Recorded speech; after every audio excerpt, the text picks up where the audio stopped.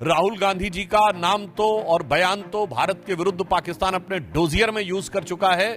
पहली बार राहुल गांधी जी ने ऐसा बयान दिया है जो पाकिस्तान के सेना प्रमुख ने भी नहीं बोला, पाकिस्तान के किसी आतंकी संगठन ने भी नहीं बोला, और आपके खानदान के सरेंडर आजाद हिंदुस्तान के कैलेंडर में भरे पड़े हैं। मुझे इस बात पे आश्चर्य हो रहा है कि अभी तक कांग्रेस के नेता पाकिस्तानी मीडिया में सुर्खियां बटोरने में लगे हुए थे, पाकिस्तानी संसद में उनके बयान कोट किए जा रहे थे।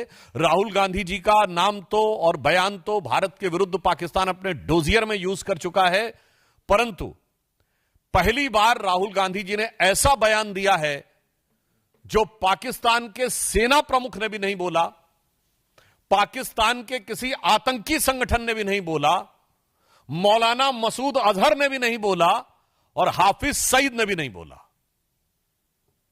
इसमें से किसी ने यह शब्द नहीं बोला है कि भारत ने सरेंडर किया है, बल्कि उन लोगों ने अपनी अपनी तकलीफों का इजहार गाहे बगाहे किया है। अगर इसके बाद ये बोल रहे हैं तो मैं पूछना चाहता हूं, क्या आप उन नेताओं से एक कदम आगे जाना चाह रहे हैं? यानी अभी तक तो आप पाकिस्तान के लोगों को, पाकिस्तानी सेना और पाकिस्तान के आतंकी संगठनों को कवर फायर देते थे, अब उनके सिरमौर भरने की कोशिश कर रहे हैं।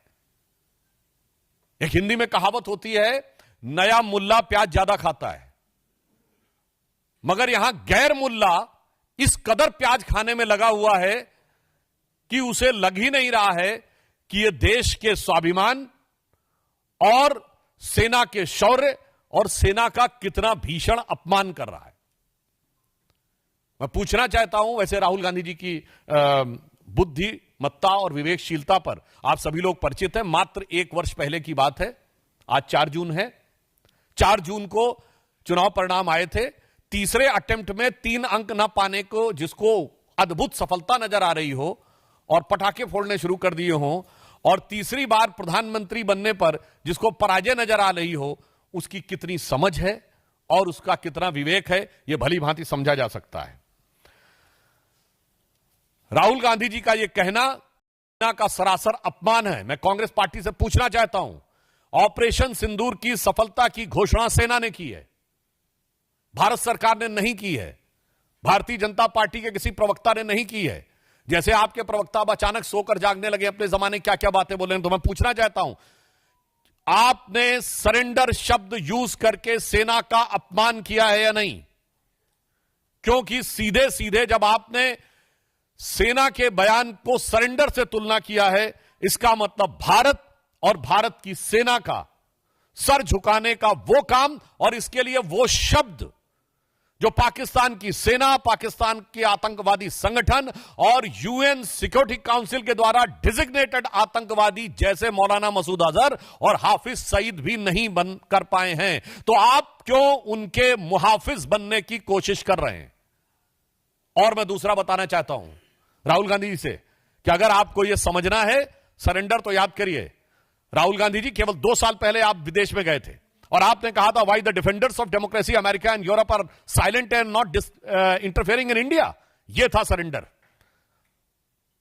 15 जुलाई 2011 को आपने कहा, it's impossible to totally control terrorism. यह था आतंक के आगे सरेंडर। 26/11 के हमले के बाद आपकी सरकार ने शर्म शेख में कहा कि कंपोजिट डायलॉग प्रभावित नहीं होगा आतंकी घटनाओं के साथ। यह था आतंक की मानसिकता के साथ सरेंडर। 1995 में नरसिम्हा राव सरकार के समय एक फोन आया और भारत ने अपना एटॉमिक एक्सप्लोजन रोक दिया, यह था सरेंडर। 1971 में 93,000 प्रिजनर ऑफ वॉर थे। 1971 में 93,000 प्रिजनर ऑफ वॉर थे, फिर भी पीओके क्यों सरेंडर कर दिया? छंब का 160 किलोमीटर का एरिया जीता हुआ क्यों सरेंडर कर दिया? 13,000 किलोमीटर पाकिस्तान के पंजाब और सिंध का जीता हुआ क्यों सरेंडर कर दिया? 54 हमारे सैनिकों को वापस नहीं लिया, उन्हें क्यों सरेंडर कर दिया? 1965 में जीता हुआ हाजीपीर का दर्रा सरेंडर कर दिया। लाहौर से 20 किलोमीटर दूर तक सेना पहुंच गई थी, वो सरेंडर कर दिया। 62 में तो क्या क्या सरेंडर कर दिया। 19 नवंबर 1962 को जवाहरलाल नेहरू का कैनेडी को लिखा गया लेटर है, जिसमें उन्होंने सीधे कहा है कि अमेरिका आकर अमेरिकन पायलट्स हमारी एयरफोर्स को संभाले, जो 2010 में डिक्लासिफाइड हुआ है। कैनेडी लाइब्रेरी के द्वारा। 1960 में सिंधु का 80% पानी सरेंडर कर दिया। 1948 में आपने कश्मीर का एक हिस्सा सरेंडर कर दिया। 1947 में मुस्लिम लीग के आगे 1/3 सरेंडर कर दिया। तो राहुल गांधी जी, आपकी पार्टी और आपके खानदान के कारनामे आजाद हिंदुस्तान के कैलेंडरों में सरेंडर से भरे पड़े हैं।